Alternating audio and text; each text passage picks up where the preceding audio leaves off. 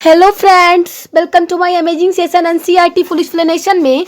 तो फ्रेंड्स, अभी तक हम लोगों ने बायोटेक्नोलॉजी प्रिंसिपल्स एंड प्रोसेस का थर्ड लेक्चर कंप्लीट कर लिया। ओके, तो अब है फोर्थ लेक्चर की बारी। तो चलिए बिना टाइम वेस्ट के हम लेक्चर को स्टार्ट करते हैं। So let's get start with the competent host for transformation with recombinant DNA. Okay, तो इसमें देखते हैं हम क्या है कि since DNA is a hydrophilic molecule it can not pass through cell membranes. Okay, since DNA hydrophilic molecule है इसलिए यह सेल मेम्ब्रेन से होकर पास नहीं होता है। क्यों? ठीक है, डीएनए एक हाइड्रोफिलिक मॉलिक्यूल है इसलिए यह सेल मेम्ब्रेन से होकर पास नहीं होता है। क्यों?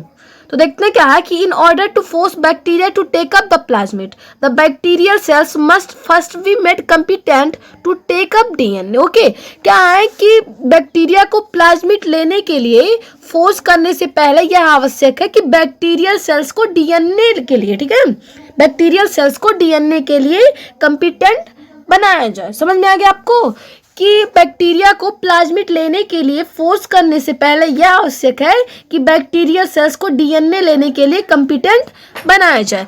This is done by treating them with a specific concentration of divalent cation such as calcium which increase the efficiency with which DNA enters the bacterium through pores in its cell wall। Okay, ऐसा करने के लिए पहले divalent cation like calcium की specific concentration के साथ treat किया जाता है। इससे डीएनए को बैक्टीरिया की सेल वॉल से प्रेजेंट पोर से इंटर करने में बहुत हेल्प मिलती है। ठीक है, इससे डीएनए को बैक्टीरिया की सेल वॉल में प्रेजेंट पोर से इंटर करने में बहुत ज़्यादा हेल्प मिलती है। समझ में आगे देखते हैं कि recombinant DNA can then be forced into such cells by incubating the cells with recombinant DNA on ice followed by placing them briefly at 42 degrees Celsius heat shock and then putting them back on ice. Okay, ऐसी sales को recombinant DNA के साथ पहले ice पर रखा जाता है, तब रिकॉम्बिनेंट डीएनए को उन सेल्स में फोर्सफुली इंटर कराया जाता है। इसके बाद उन्हें थोड़ी टाइम के लिए 42 डिग्री सेल्सियस पर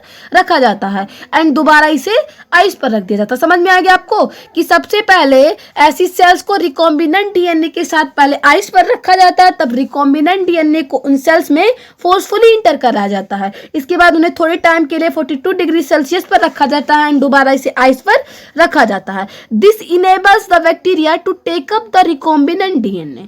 ऐसा करने से रिकॉम्बिनेंट डीएनए बैक्टीरिया में इंटर कर जाता है। समझ में आ गया आपको? ऐसा करने से recombinant DNA.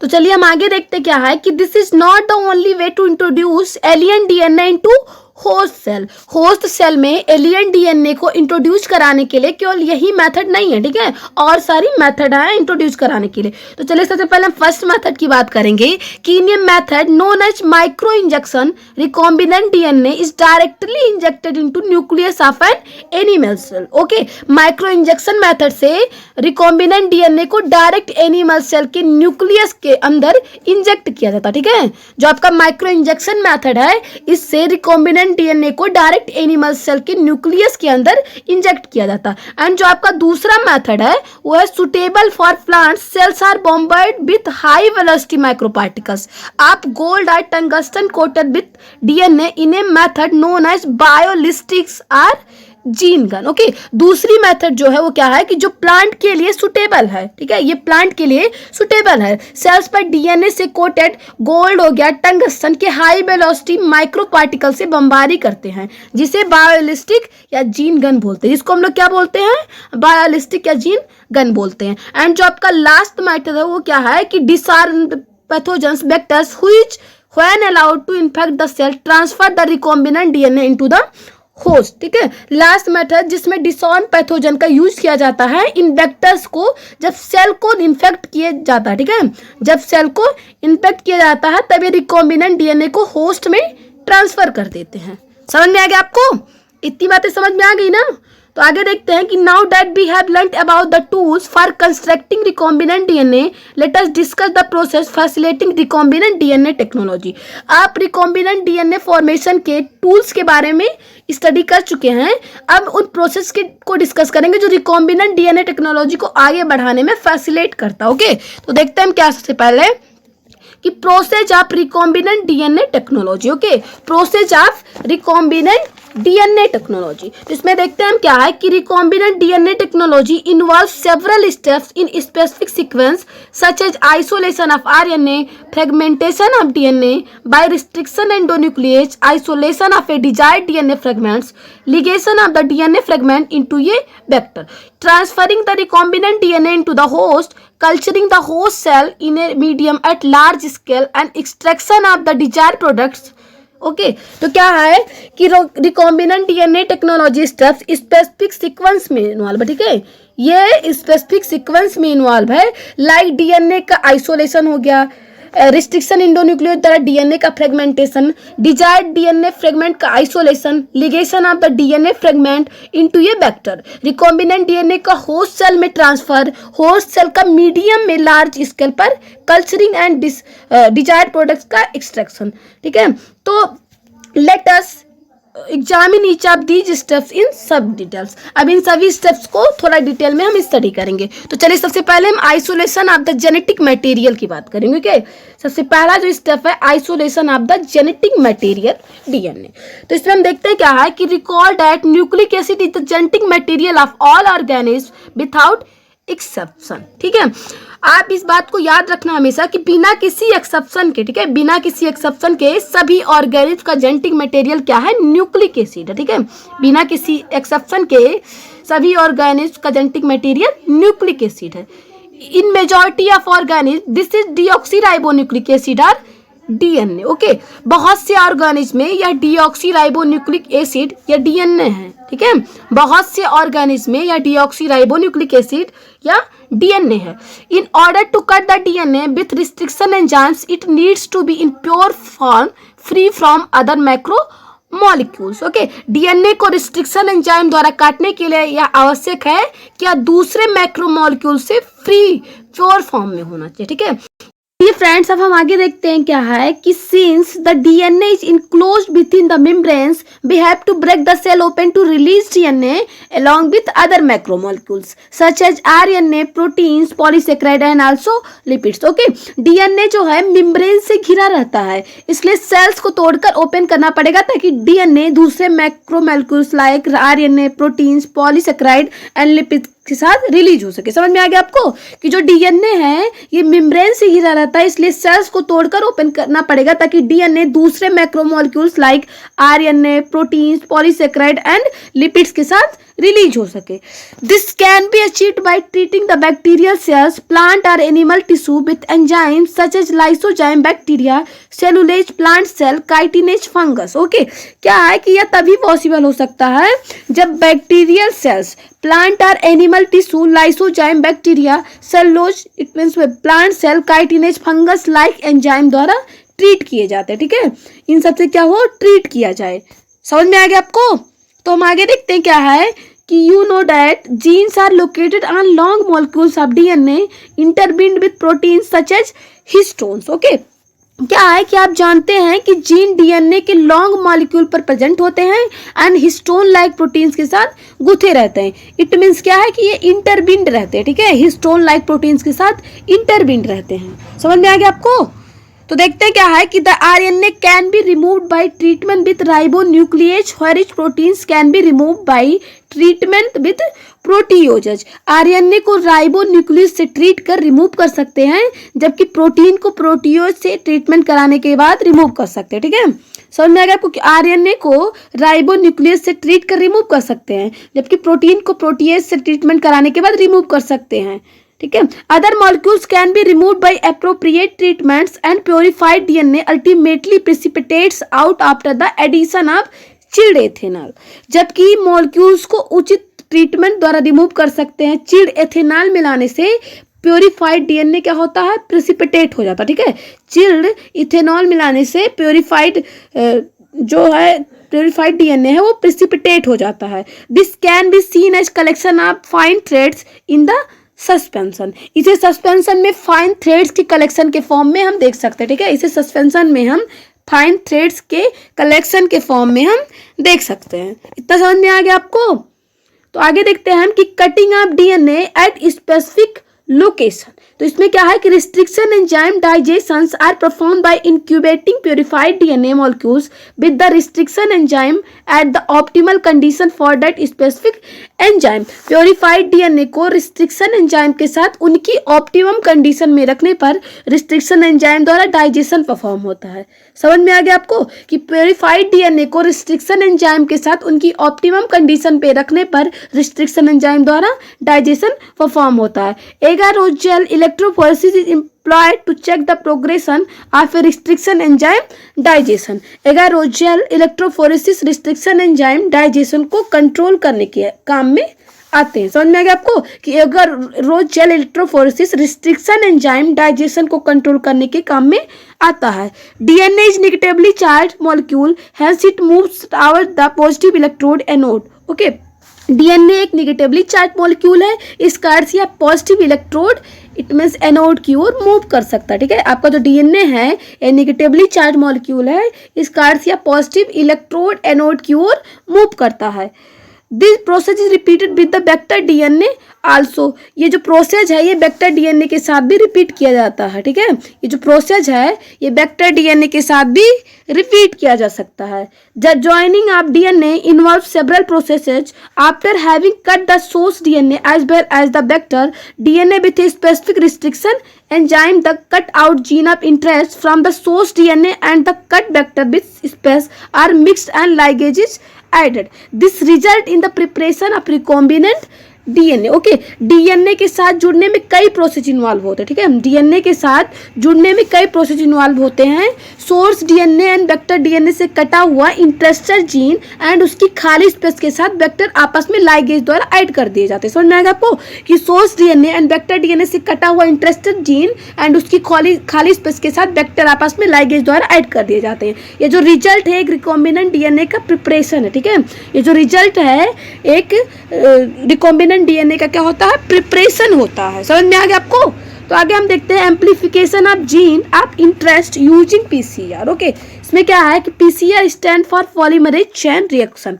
PCR stand for polymerase chain reaction. In this reaction multiple copies of the gene और DNA of interest is synthesised in vitro using two sets of primers, small chemically synthesized oligonucleotides that are complementary to the regions of DNA and the enzyme DNA polymerase। Okay, इस reaction में primer जो है small chemically synthesized oligonucleotides जो DNA reason के क्या है complementary हैं के दो sets and DNA polymerase enzyme का यूज करते हुए इन विट्रो मेथड द्वारा यूजफुल जीन के कई कॉपीज का सिंथेसिस होता है। समझ में आ गया आपको, इतना समझ में आ गया।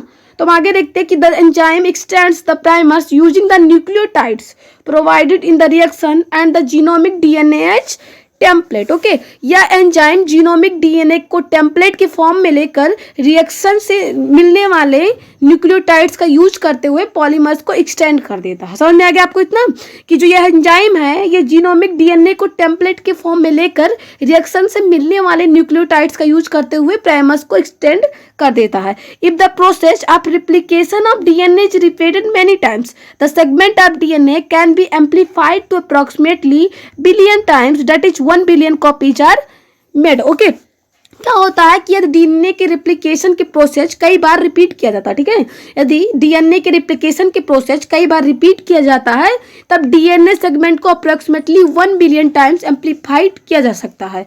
1 बिलियन कॉपीज का ट्रांसफॉर्मेशन होता है एंड यह क्या होता है, यह रिपीटेड होता है। ठीक है, 1 बिलियन कॉपीज का ट्रांसफॉर्मेशन होता है।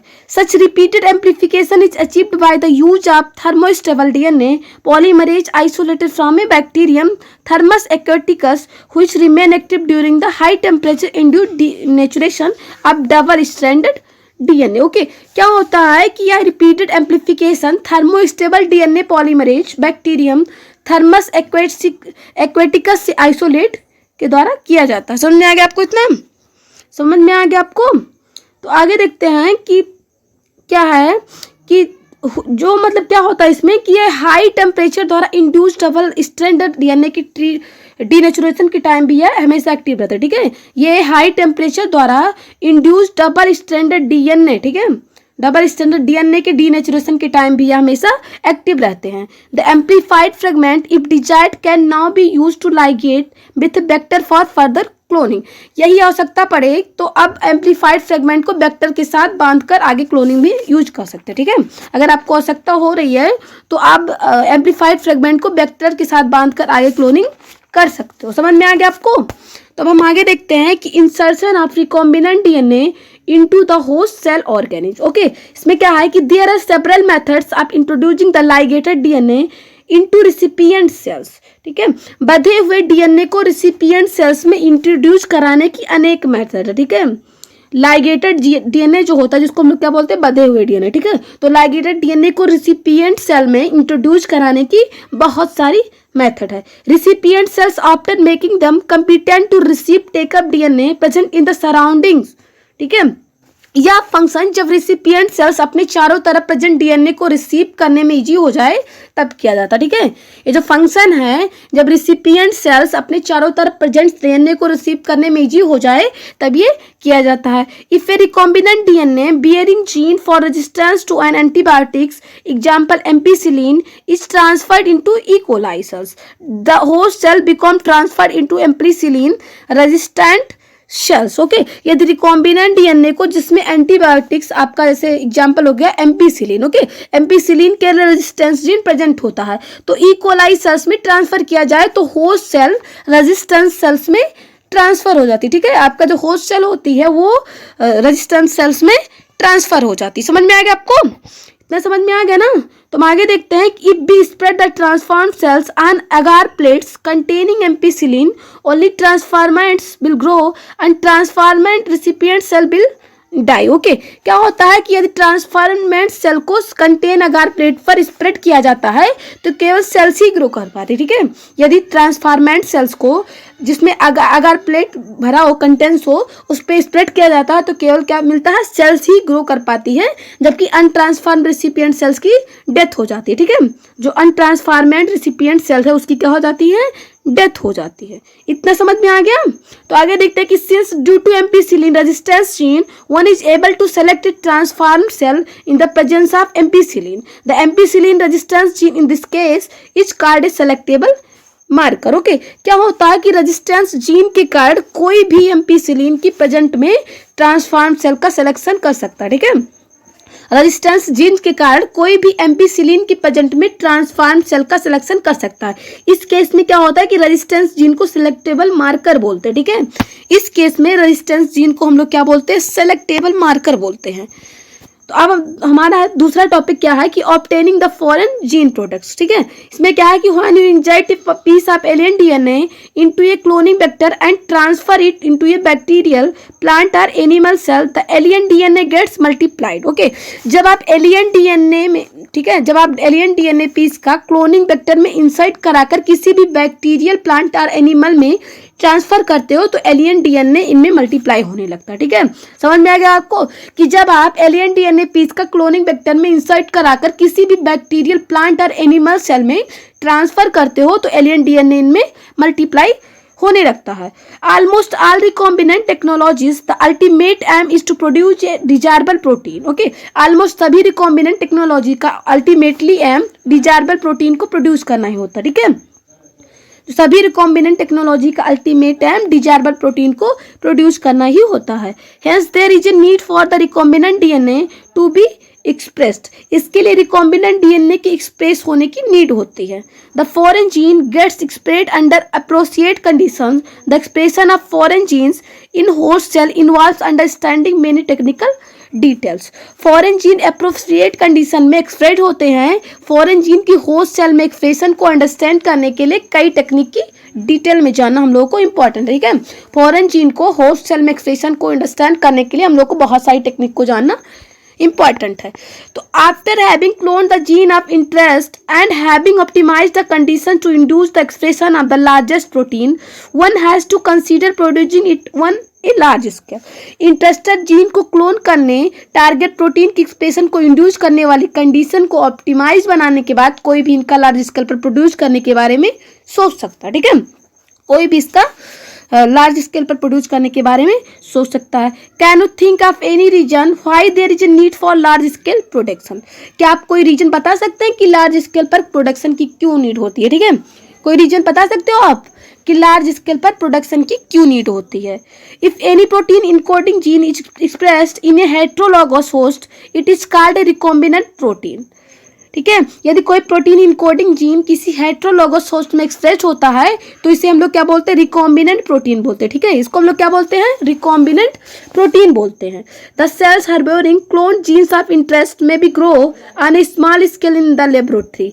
इंटरेस्टेड क्लोन जीन्स को आश्रय देने वाली सेल्स का स्मॉल स्केल पर लेबोरेटरी में ग्रो किया जा सकता है। The cultures may be used for extracting the desired protein and then purified it by using different separation techniques. Okay, cultured को डिजायर्ड प्रोटीन्स के एक्सट्रैक्शन में यूज कर सकते हैं एंड डिफरेंट सेपरेशन टेक्निक का यूज करते हुए इस प्रोटीन को हम लोग क्या करते हैं? प्योरीफाई कर सकते हैं। ओके, कल्चर्ड को डिजायर्ड प्रोटीन्स के एक्सट्रैक्शन में यूज कर सकते हैं एंड डिफरेंट सेपरेशन टेक्निक्स का यूज करते हुए इस प्रोटीन को हम लोग क्या करते हैं? प्योरीफाई कर सकते हैं। समझ में आ गया आपको? तो आगे देखते हैं कि the cells can also be multiplied in A continuous culture system wherein the used medium is drained out from one side while fresh medium is added from the other to maintain the cells in their physiologically most active log exponential phase. Okay, क्या होता है कि sales को continuous culture system में multiply कर सकते हैं। Okay, sales को कंटिन्यूअस कल्चर सिस्टम में मल्टीप्लाई कर सकते हैं जिसमें यूज किए गए मीडियम को एक तरफ से निकाल कर दूसरी तरफ से फ्रेश मीडियम को भरते हैं। ठीक है, दूसरी तरफ से हम लोग क्या करते हैं?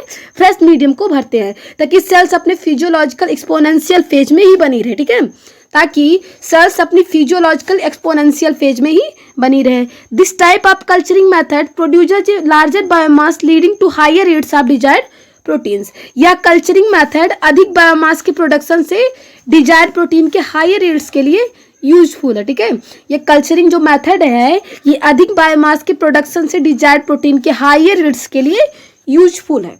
समझ में आ गया आपको? तो आगे देखते हैं कि small volume cultures can not yield appropriable quantities of products.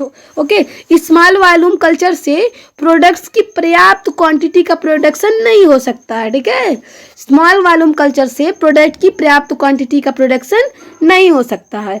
To produce in large quantities the development of bioreactors where larger volumes 100 to 1000 litres of cultures can be processed was required. Okay, क्या होता है कि जब इसका production नहीं हो सकता है तो इन प्रोडक्ट्स के लार्ज क्वांटिटीज में प्रोडक्शन के लिए, ठीक है, इन प्रोडक्ट्स के लार्ज क्वांटिटी में प्रोडक्शन के लिए बायो रिएक्टर के डेवलपमेंट की नीड थी, जहां कल्चर का लार्ज वॉल्यूम क्या था? 100 to 1000 लीटर प्रोसीड किया जा सके। ठीक है, 100 to 1000 लीटर प्रोसीड किया जा सके।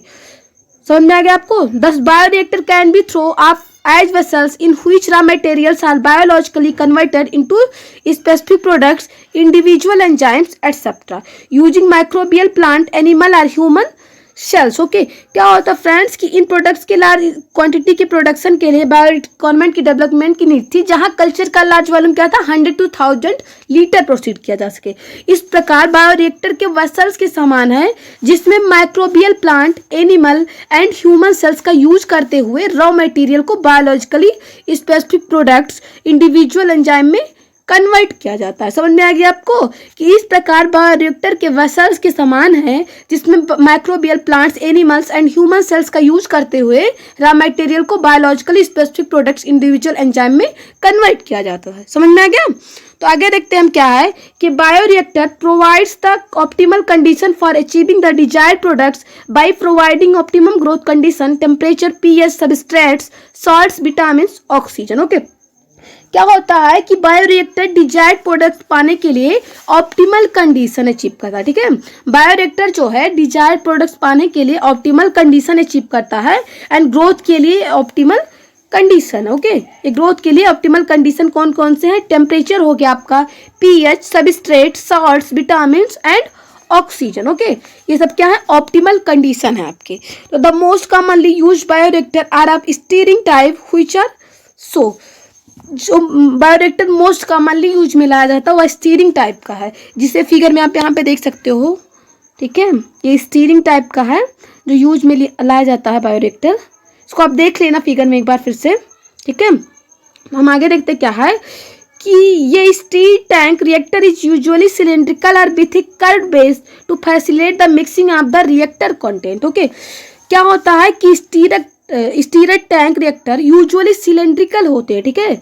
जो स्टीरर टैंक रिएक्टर हैं ये यूजुअली क्या होते हैं, सिलेंड्रिकल होते हैं, या जिनके बेस कर्व होने से रिएक्टर के अंदर कंटेंट के मिक्सिंग में हेल्प मिलती है, ठीक है। जिनके बेस में कर्व्ड होने से रिएक्टर के अंदर कंटेंट्स के मिक्सिंग में हेल्प मिलती है। This stirrer facilitates even mixing and oxygen availability through out the bio reactor. Stirrer bio reactor में ऑक्सीजन अवेलेबिलिटी एंड उसके मिक्सिंग का काम करते हैं, ठीक है। स्टीरर जो हैं बायो रिएक्टर में ऑक्सीजन अवेलेबिलिटी एंड उसके मिक्सिंग का काम करते हैं। Alternatively air can be bubbled through the reactor, ठीक है।